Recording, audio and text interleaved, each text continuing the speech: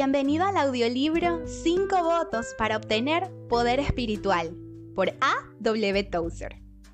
Este audiolibro consta de 3 partes. Una primera parte contiene los 5 votos para obtener poder espiritual. La segunda y tercera parte fueron adicionadas, ya que el mensaje en sí era muy pequeño para ser publicado como un libro independiente.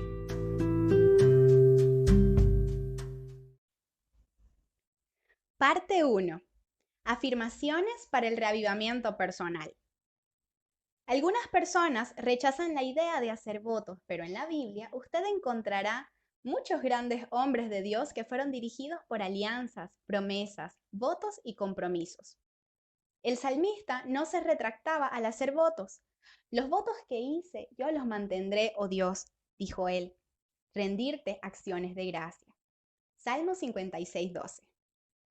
Mi consejo en esta cuestión es que si usted está realmente preocupado con su avance espiritual, la obtención de nuevo poder, nueva vida, nueva alegría y nuevo reavivamiento personal dentro de su corazón, sería bueno hacer ciertos votos y empeñarse por cumplirlos. Si usted falla, póstrese en humillación, arrepiéntase y comience nuevamente, pero siempre lleve en consideración los votos hechos. Ellos irán ayudándole a armonizar su corazón con los vastos poderes que fluyen del trono donde Cristo está sentado a la diestra de Dios. El hombre carnal rechaza la disciplina de tales compromisos. Él dice, quiero ser libre. No quiero tener cualquier voto sobre mí. No creo en eso. Eso es legalismo. Bien, déjeme presentar el cuadro de 2 hombres. Uno de ellos no hizo voto alguno. Él no acepta cualquier responsabilidad de ese tipo. Él quiere ser libre. Y él es libre, en cierta manera, así como un vagabundo es libre. El vagabundo es libre para sentarse en un banco de jardín de día, dormir y colocarse un periódico por la noche, ser puesto hacia afuera de la ciudad en la mañana del jueves, y volver y subir por las escaleras rangentes de alguna pensión en la quinta a la noche. Ese hombre es libre, pero también es inútil. Él solo ocupa un lugar en el mundo cuyo aire respira. Examinemos ahora otro hombre, tal vez un presidente o primer ministro o cualquier gran hombre que carga sobre sí el peso del gobierno. Hombres así no son libres, sin embargo, con el sacrificio de su libertad demuestran poder. Si insisten en ser libres, podrán serlo, pero solo como el vagabundo. Escogieron, sin embargo, estar amarrados. Hay muchos vagabundos religiosos en el mundo de los que no quieren estar amarrados a cosa alguna. Ellos transformaron la gracia de Dios en libertinaje personal. Las grandes almas, sin embargo, son aquellas que se aproximan reverentemente a Dios, comprendiendo que su carne no habita bien alguno y saben que sin la capacitación dada por Dios, cualquier voto hecho sería quebrantado antes de que se ponga el sol. No obstante, visto que creen en Dios, con reverencia asumen ciertos votos sagrados. Ese es el camino para el poder espiritual. Siendo así, hay 5 votos que tengo en mente que sería bueno hacer y observar. Primer voto. Trate seriamente con el pecado. El pecado ha sido disfrazado estos días, apareciendo con nuevos nombres y caras. Usted puede estar siendo expuesto a ese fenómeno en la escuela. El pecado es llamado por diversos nombres adornados, cualquier nombre, menos por lo que él realmente es. Por ejemplo, los hombres ya no se quedan más bajo la convicción de pecados. Ellos tienen un complejo de culpa. En lugar de confesar sus culpas a Dios para que se libren de ellas, se acomodan en un diván e intentan relatar lo que sienten a un hombre que debe conocer mejor todo sobre ellos. Después de algún tiempo, la respuesta dada es que ellos fueron profundamente lastimados cuando tenían 2 años o alguna cosa semejante. Se supone que eso los hará que se sientan mejor. Todo eso es ridículo, porque el pecado es aún el mismo antiguo enemigo del alma. Él nunca fue alterado. Necesitamos tratar firmemente con el pecado en nuestra vida. Acordémonos siempre de eso. El reino de Dios no es comida ni bebida, dijo el apóstol Pablo, pero justicia, paz y alegría en el Espíritu Santo. Romanos 14, 17. La justicia reposa a la puerta del reino de Dios. El alma que pecare, esa morirá. Ezequiel 18, 4 y 20. No estoy predicando la perfección sin pecado. Antes, quiero decir que todo pecado conocido debe ser nombrado, identificado y repudiado, y que debemos confiar en Dios para ser liberados de él, para que no exista cualquier pecado consciente, deliberado en cualquier parte de nuestra vida. Y es absolutamente necesario que hagamos eso, porque Dios es un Dios santo y el pecado está en el trono del mundo. Por lo tanto, no llame sus pecados por algún otro nombre. Si usted es envidioso, llámelo de envidia. Si usted tiene la tendencia a la autoconmiseración y a sentir que no es aceptado, pero es como una flor que nace para morir desapercibida, a desgastar su dulzura en el aire del desierto, llame ese pecado por lo que él es, autopiedad. También está el resentimiento. Si usted está resentido, admítalo. He conocido personas que viven en un estado de indignación furiosa la mayor parte del tiempo. Conozco una persona que actúa como una gallina lanzada fuera del nido. Él se queda corriendo en todas las direcciones, quejándose y murmurando. Alguien está siempre haciéndolo errar. Ahora, si usted tiene ese mismo espíritu, tiene que tratar con él inmediatamente. Usted necesita librarse de eso. La sangre de Jesucristo nos purifica de todo pecado. En lugar de intentar disfrazar el pecado o buscar una traducción griega opcional en algún lugar bajo la cual ocultarlo, llámelo por su nombre correcto y líbrese de él por la gracia de Dios. Está también el mal humor. No le llame indignación, no intente llamarlo de algún otro nombre. Llámelo por lo que él es, porque si usted tiene mal humor, o usted se deshace de él, o él deshará mucho de su espiritualidad y alegría. Así pues, tratemos el pecado con seriedad. Seamos perfectamente amables. Dios ama a las personas amables. Segundo voto.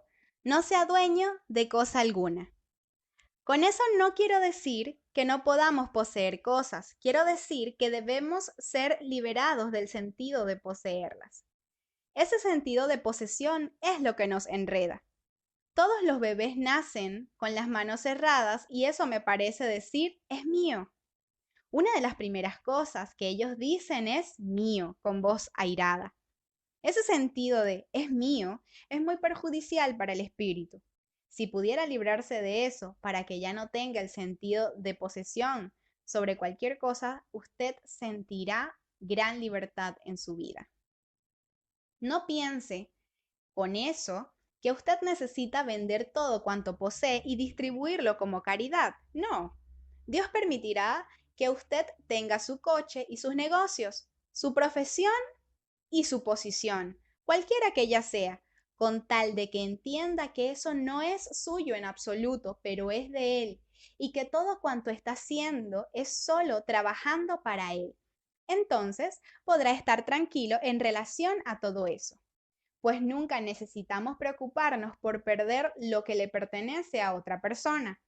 Si esas cosas fueran suyas, usted estará siempre mirando hacia las manos para ver si aún están allí, pero que se vayan a Dios, ya no necesita preocuparse por ellas.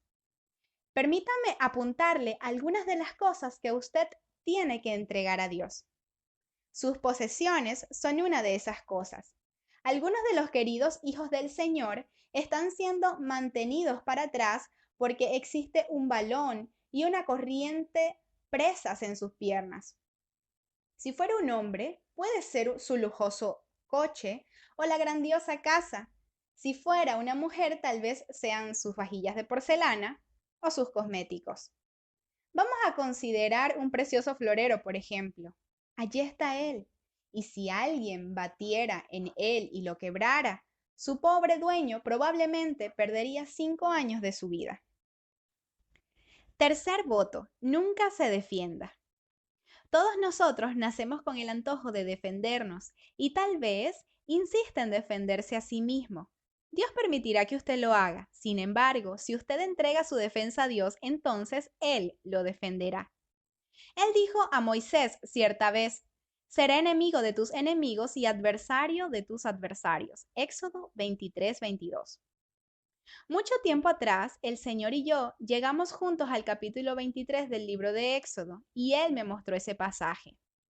Ya hace 30 años que ella ha sido una fuente de bendiciones preciosas para mí. No tengo que luchar. El Señor es quien lucha por mí y Él ciertamente hará lo mismo por usted. Él será enemigo de sus enemigos y adversario de sus adversarios, y usted nunca más necesitará defenderse. ¿Qué defendemos? Bien, defendemos nuestro servicio y particularmente defendemos nuestra reputación. Su reputación es lo que otros piensan que usted es y surgirá alguna historia sobre usted. La gran tentación es intentar correr para acabar con ella. En él, como usted bien sabe, intentar llegar hasta la fuente de una historia así es una tarea inútil, absolutamente inútil. ¿Y cómo intentar hallar el pajarito después de haber encontrado una pena en el césped? Usted no podrá hacer eso. Sin embargo, si se vuelve completamente al Señor, Él lo defenderá completamente y procurará para que nadie le cause daño. Toda arma forjada contra ti no prosperará, dice el Señor. Toda lengua que se levante contra ti en juicio, tú la condenarás. Isaías 54:17. Henry Suso fue un gran creyente en días pasados. Un día él estaba recogiendo lo que algunos creyentes me han dicho que también están recogiendo: conocer mejor a Dios. Vamos a colocar eso en estos términos. Usted está procurando tener un despertamiento religioso en lo íntimo de su espíritu que lo lleve a las cosas profundas de Dios. Bien, cuando Henry Suso estaba recogiendo de Dios, unas personas comenzaron a contar historias malas sobre él, y eso le entristeció tanto que lloró lágrimas amargas y sintió gran dolor en el corazón. Entonces, un día, él estaba mirando por la ventana y vio a un perro jugueteando en la azotea. El animal tenía un trapo que jugaba por encima de sí y hacía alcanzarlo, atrapándolo con los dientes, y corría y jugaba muchas veces.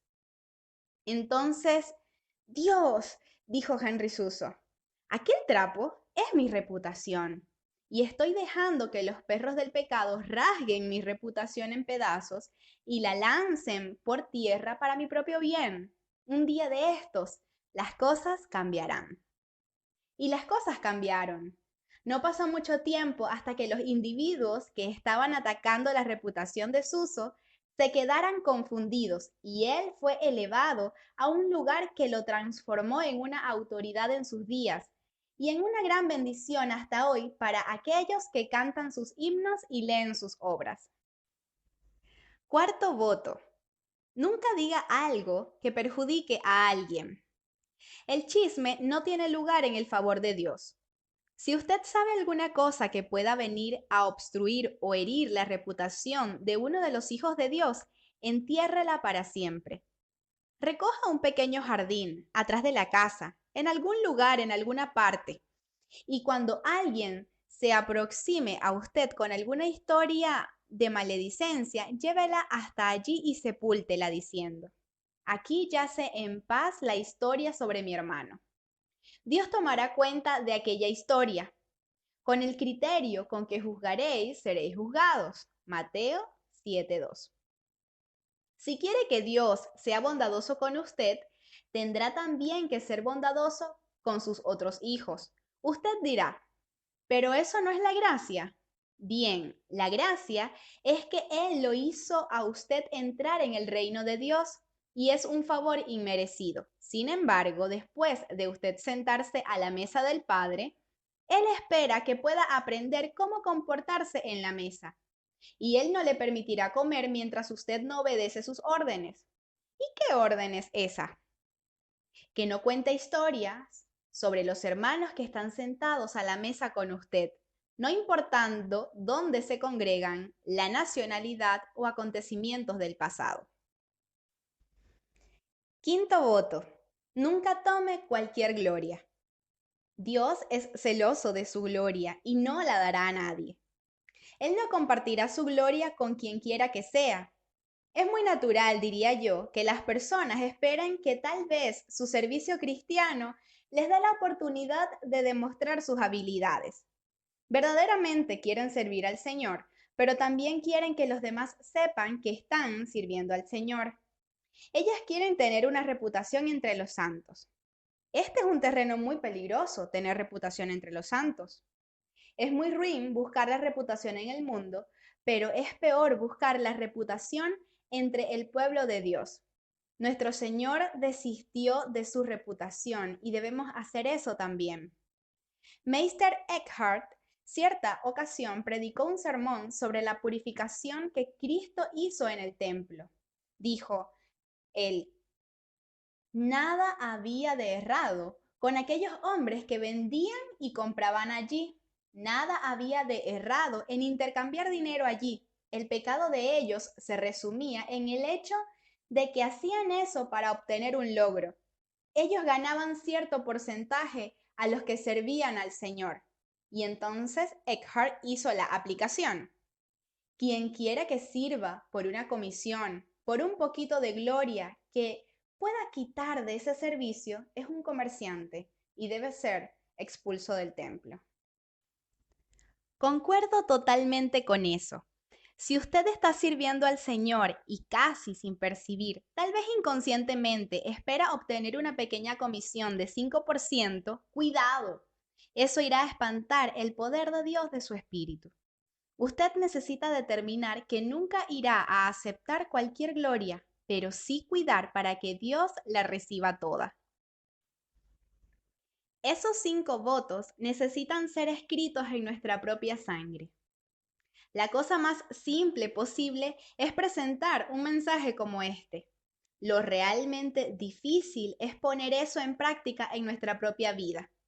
Recuerde que esos 5 votos no son alguna cosa que se deba escribir en la tapa de la Biblia para después olvidarlos. Necesitan ser escritos en nuestra propia sangre.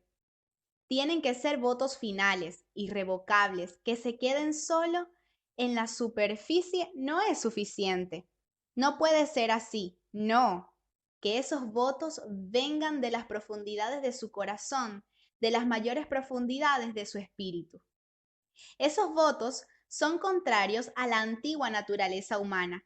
Ellos introducen la cruz en nuestra vida y nadie jamás pudo retraerse después de haber tomado su cruz. Nadie jamás. Cuando un hombre toma la cruz, ya dijo adiós. Él nunca más volverá. El hombre con la cruz nunca retorna. Cuando hagas esos votos, recuerde, ellos introducen la cruz en su vida, hieren en el corazón su vida centrada en el ego y nunca más habrá lugar para retorno. Y digo yo, ay de los livianos. En Brasil y tal vez en otros lugares también muchas personas están diciendo, experimenten a Jesús, experimenten a Dios. Livianos experimentadores, probadores es lo que ellos son. Son como un conejo que cuenta con 12 agujeros de salida para que, si uno se ha obstruido, pueda huir por el otro. No, de la cruz no hay lugar para huir. Nadie puede experimentar a Jesús. Él no está a la disposición de nadie para ser probado. Cristo no está bajo prueba. Usted está. Yo estoy. Él no. Dios lo resucitó de entre los muertos y para siempre confirmó su deidad y lo selló y entronizó a su mano derecha como Señor y Cristo. Entregue todo a Él y notará que su vida comenzará a ser elevada. Usted florecerá de manera maravillosa. Por una vida más poderosa. Sin embargo, si usted por casualidad que sea uno de aquellos sobre quien Dios impuso la mano para una vida más profunda, para una vida más poderosa, para una vida más llena, entonces yo pregunto si está dispuesto a hacer una oración como esta. Dios, Glorifícate tú aún a pesar de mí. Envíame la situación, cualquiera que fuera, Señor. Yo no establezco el precio. No intentaré volver atrás. Glorifícate tú, Señor. Yo acarrearé con las consecuencias. Este tipo de oración es simple, pero es profunda, maravillosa y poderosa. Yo creo que si usted pudiera hacer una oración como esa, ella será la rampa de donde podrá ser lanzado a las mayores alturas y a los cielos más azules en las cosas del Espíritu.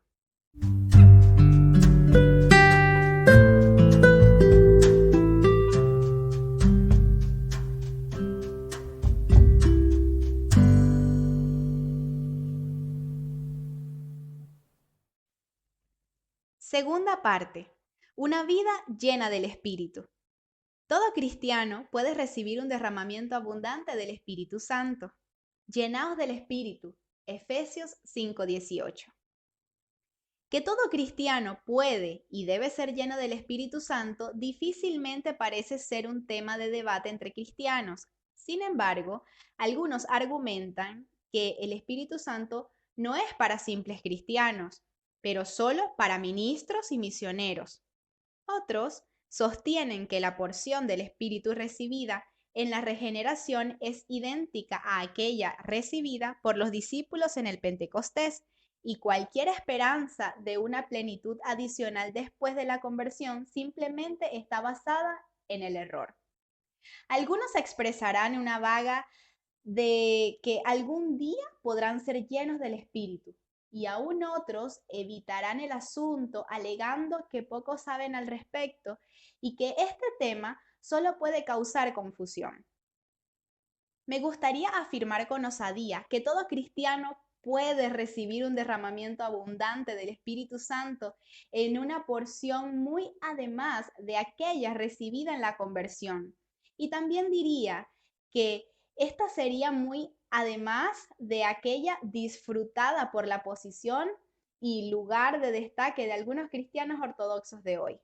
Es muy importante que entendamos bien esta verdad, pues en cuanto que existen dudas, es imposible tener fe. Dios no sorprenderá un corazón dudoso con una efusión de Espíritu Santo, ni visitará a alguien que haya dudas doctrinales sobre la posibilidad de ser lleno del Espíritu. Para cesar las dudas y crear una expectativa segura, recomiendo un estudio reverente de la palabra de Dios. Estoy pronto para basar mi conjetura en las enseñanzas del Nuevo Testamento. Si un examen cuidadoso y modesto de las palabras de Cristo y de sus apóstoles no llevan a la convicción de que podemos ser llenos del Espíritu Santo en este momento, entonces no veo razón para pescar en otra fuente una vez que poco importa lo que este o aquel educador religioso dijo a favor o en contra de esta posición. Si la doctrina no es enseñada en las Escrituras, inmediatamente no puede ser sostenida por ningún argumento y todas las exhortaciones a que sean consideradas no tienen valor. No presentaré aquí un caso para la afirmativa. Que aquel que tiene dudas examine la evidencia por si aún y llegase a la conclusión de que no hay justificación en el Nuevo Testamento para creer que puede ser lleno del Espíritu, que él cierre este libro y ahórrese el trastorno de continuarle a leerlo. Lo que digo de aquí para frente dice respecto a hombres y mujeres que superaron sus dudas y están convencidos de que cuando cumplen las condiciones pueden de hecho ser llenos del Espíritu Santo. El hombre debe tener la certeza de que desea ser lleno del Espíritu. Antes de ser lleno del Espíritu, el hombre debe tener la certeza de que desea que esto acontezca. Y esta cuestión debe ser llevada en serio.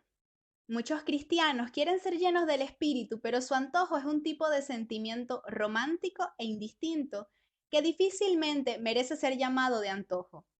Ellos no tienen idea de cuánto les costaría darse cuenta de esta verdad. Imagínese que estamos conversando con una persona que tiene dudas. Algún joven cristiano impulsivo, digamos, que nos buscó para aprender sobre la vida llena del Espíritu.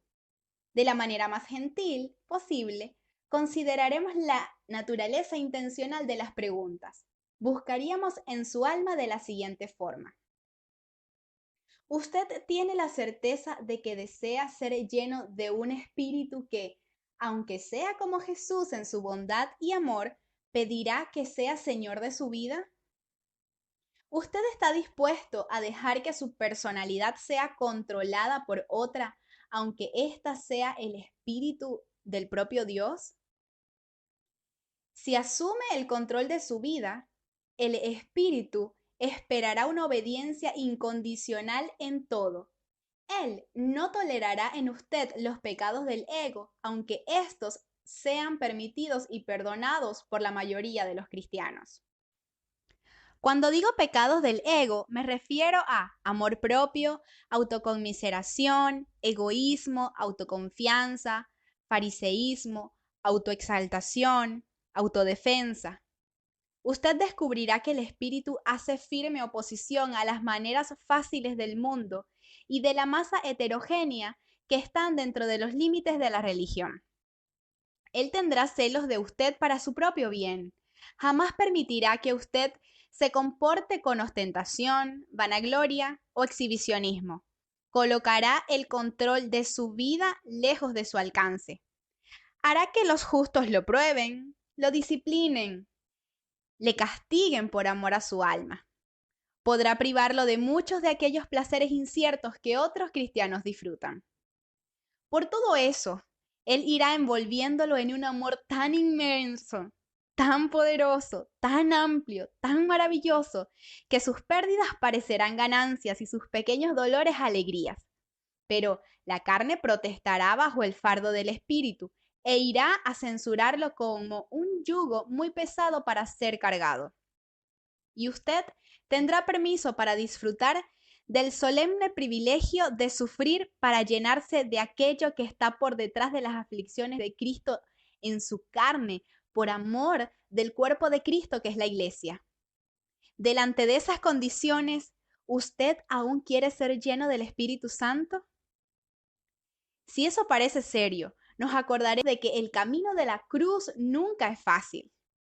El brillo y la fascinación que acompañan los movimientos religiosos populares son tan falsos como el resplandor en las alas del ángel de las tinieblas cuando él, por un instante, se transforma en ángel de luz. La timidez espiritual que teme mostrar la cruz en su verdadero carácter no debe ser justificada bajo ninguna razón. Ella puede resultar solo en frustración y tragedia en final. El deseo de ser lleno del Espíritu debe ser extremadamente profundo. Antes que seamos llenos del Espíritu, el deseo de ser lleno debe ser extremadamente profundo. Debe ser por ahora la cosa más importante de la vida, tan intensa, a punto de impedir la entrada de cualquiera otra cosa. El grado de plenitud en cualquiera concuerda perfectamente con la intensidad del verdadero deseo. Tenemos tanto de Dios cuanto en la verdad nos gustaría tener. Uno de los mayores impedimentos para una vida llena del Espíritu es la teología de la complacencia, tan ampliamente aceptada entre los evangélicos de nuestros días. De acuerdo con esta visión, el deseo intenso es una evidencia de incredulidad y prueba de la falta de conocimiento de las Escrituras. Una refutación suficiente de esta posición es suministrada por la propia palabra de Dios y por el hecho de que ella siempre deja de producir la verdadera santidad entre aquellos que la defienden. Por lo tanto, dudo que una persona que ya recibió aquella inspiración divina con la cual nos preocupamos aquí no haya experimentado un momento de profunda ansiedad y agitación interior. El contentamiento religioso siempre es el enemigo de la vida espiritual. Las biografías de los santos enseñan que el camino para la grandeza espiritual siempre fue por medio de mucho sufrimiento y dolor en lo íntimo. La frase "el camino de la cruz", aunque aparezca en determinados grupos con el sentido de algo muy bello y hasta agradable, aún significa para el verdadero cristiano lo que siempre significó: el camino del rechazo y de la pérdida. A nadie jamás le gustó una cruz, así como a ninguno jamás le gustó una horca. El cristiano que está a la búsqueda de cosas mejores y que para su temor se vio en un estado de total desesperación consigo, no necesita sentirse desanimado. El desespero con el ego, cuando es acompañado de la fe, es un buen aliado, pues destruye uno de los enemigos más poderosos del corazón y prepara el alma para la administración del Consolador. Una sensación de completo vacío, de frustración y de tinieblas, si es que estamos atentos y conocedores de lo que está aconteciendo, puede ser el fantasma en el valle de las sombras que lleva a aquellos campos fructíferos de lejos. Si no entendiéramos bien este principio y que resistiéramos esta visita de Dios, podemos perder por completo todos los beneficios que un Padre celeste y bondadoso tiene en mente para nosotros. Si cooperamos con Dios, Él llevará los auxilios naturales que nos sirvieron, como la figura de la madre o de una enfermera, por tanto tiempo y nos colocará en un lugar donde no podremos recibir otra ayuda sino la del propio Consolador.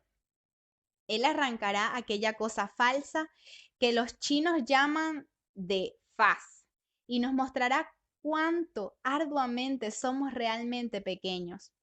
Cuando hubiera acabado su obra en nosotros, sabremos lo que nuestro Señor quiso decir cuando dijo, bienaventurados los humildes de espíritu. Mateo 5:3. No se olvide, sin embargo, de que en estas disciplinas arduas no seremos abandonados por nuestro Dios. Él nunca nos dejará ni nos desamparará, ni se quedará airado con nosotros, ni nos reprobará. No quebrará su alianza, ni cambiará las palabras que salieron de sus labios. Él nos guardará como a la niña de sus ojos y se la hará por nosotros como una madre ha de cuidar de su hijo. Su amor no fallará, aunque esté conduciéndonos hacia una experiencia tan real y tan terrible de crucifixión de nuestro ego, de modo que solo podemos expresarla por medio del llanto. Dios mío, ¿por qué me desamparaste? Salmos 22:1, Mateo 27:46. El valor de la experiencia de privación. En este momento, busquemos mantener nuestra teología en este sentido, en lo que concierne a todo eso. No hay en esta difícil privación un remoto pensamiento de mérito humano. La noche oscura del alma no conoce un rayo turbio de la luz engañosa del fariseísmo. No merecemos la unción que anhelamos por medio del sufrimiento, ni esta devastación del alma hace con que seamos personas estimadas para Dios, ni nos da otro favor a sus ojos. El valor de la experiencia de privación está en su poder de desvincularnos de los intereses pasajeros de la vida y en lanzarnos de vuelta a la eternidad. Sirve para vaciar nuestros floreros terrenales y prepararnos para el infundir del Espíritu Santo. Lo que se llene del Espíritu, por lo tanto, exige que abramos la mano de nuestro ser como un todo, que nos sometamos a una muerte interior, que liberemos nuestro corazón de aquel desecho adámico que se acumuló a lo largo de los siglos y abramos todos los compartimientos de nuestro ser para el invitado celestial. El Espíritu Santo es una persona viva y debe ser tratado como tal. Nunca podemos pensar en Él como una energía ciega ni como una fuerza impersonal. Él oye, ve y siente como cualquier otra persona. Él habla y oye cuando hablamos. Podemos agradarle, entristecerlo o callarlo, como podemos hacerlo con cualquier otra persona. Él responderá a nuestro tímido esfuerzo por conocerlo y vendrá a su encuentro en medio del camino. Por más maravillosa que sea esta experiencia o la crisis de ser lleno del Espíritu, debemos recordar que eso es solo un medio para que alcancemos algo mayor, que es el piso en el Espíritu durante una vida, ser habitado, dirigido, enseñado y fortalecido por su poderosa persona. Y para continuar, por lo tanto, a andar en el Espíritu es preciso que cumplamos ciertas condiciones. Estas nos son presentadas en las Sagradas Escrituras y están descritas allí para que todos vean. Una vida llena del Espíritu. El ser lleno del Espíritu requiere, por ejemplo, que vivamos de acuerdo con la palabra de Dios como un pez vive en el mar. Con eso no quiero decir que debemos simplemente estudiar la Biblia, ni que hagamos un curso sobre la doctrina bíblica. Quiero decir que debemos meditar de día y de noche en la Santa Palabra, que debemos amarla, en deleitarnos con ella, digerirla todo el tiempo. Cuando las actividades de la vida exigen nuestra atención, podemos, sin embargo, con un tipo de reflexión bendecida, mantener siempre la palabra de verdad en nuestra mente. Por lo tanto, si agradamos el Espíritu que habita en nosotros, todos debemos tener una buena relación con Cristo. La obra presente del Espíritu es honrar a Cristo y todo lo que Él hace tiene esta tarea como su principal propósito. Debemos hacer que nuestros pensamientos sean un santuario limpio para su santa habitación. Él habita en nuestros pensamientos, y pensamientos deshonrosos le son tan repulsivos. Sobre todo, debemos mantener la disposición de fe que continuará firme por más radical que pueda ser la inestabilidad de nuestros estados emocionales. La vida en la que el Espíritu habita no es una edición de lujo del cristianismo que debe ser disfrutada por determinados cristianos extraordinarios y privilegiados que por casualidad son mejores y más sensibles que el resto. Al contrario, es el estado normal para que todo hombre y mujer redimido en todo el mundo. Y el misterio que había estado oculto por los siglos y de las generaciones, ahora, sin embargo, se manifestó a sus santos, a los cuales Dios quiso dar a conocer cuál sea la riqueza de su gloria de este misterio entre los gentiles, es decir, Cristo en vosotros, la esperanza de gloria. Colosenses 1, 26, 27. Faber, uno de sus bellos y reverentes himnos, dedicó estas maravillosas palabras al Espíritu Santo. Océano, océano inmenso que fluye, tú eres el amor que no tuvo principio. Estremezco en mi alma, siento el mover de tus aguas, tú eres un mar sin playa, tremendo e infinito eres tú, un mar que puede limitarse dentro de mi pequeño corazón.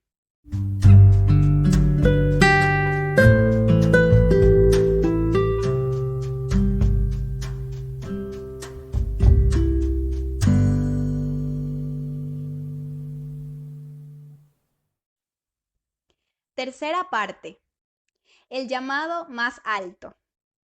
Si Dios lo ha llamado a usted para que sea verdaderamente como Jesús con todas las fuerzas de su espíritu, Él lo estimulará para que lleve una vida de crucifixión y de humildad, y le exigirá tal obediencia que usted no podrá imitar a los demás cristianos, pues Él no permitirá que usted haga lo que hacen otros en muchos aspectos.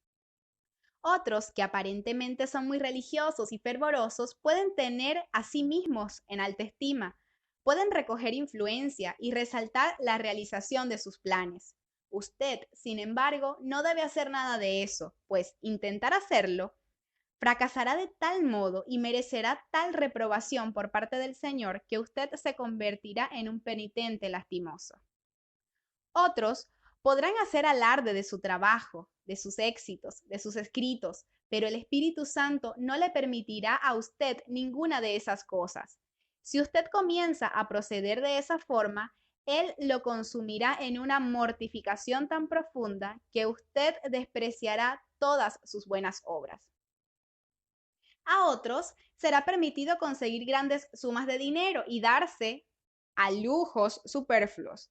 Sin embargo, Dios solo proporcionará a usted el sostén diario porque quiere que usted tenga algo que es mucho más valioso que el oro, una absoluta dependencia de Él y de su invisible tesoro. El Señor permitirá que los demás reciban honras y se destaquen, mientras lo mantiene a usted oculto en la sombra, porque Él quiere producir un fruto selecto y fragante para su gloria venidera, y eso solo puede ser producido en la sombra. Dios puede permitir que los demás sean grandes, pero usted debe continuar siendo pequeño. Dios permitirá que otros trabajen para Él y ganen fama. Sin embargo, hará que usted trabaje y se desgaste sin que ni aún sepa cuánto está haciendo. Después, para que su trabajo sea aún más valioso, permitirá que otros reciban el crédito por lo que usted hace, con el fin de enseñarle el mensaje de la cruz, la humildad y algo de lo que significa participar de su naturaleza. El Espíritu Santo mantendrá sobre usted una estricta vigilancia y con celoso amor le reprobará por sus palabras o por sus sentimientos indiferentes o por malgastar su tiempo, esas cosas que parecen no preocupar a los demás cristianos. Por eso, habitúese a la idea de que Dios es un soberano absoluto que tiene el derecho de hacer lo que le plazca con los que le pertenecen y que no puede explicarle las infinidades de cosas que podrían confundir su mente por el modo como Él procede con usted. Dios tomará la palabra y si usted se vende para ser su esclavo sin reservas, Él lo envolverá en su amor celoso que permitirá que otros hagan muchas cosas que a usted no le son permitidas. Sépalo de una vez por todas. Usted tiene que entenderse directamente con el Espíritu Santo acerca de esas cosas y Él tendrá el privilegio de atar su lengua o de colocar esposas en sus manos o de cerrar sus ojos para aquello que es permitido a los demás. Sin embargo, usted conocerá el secreto del reino.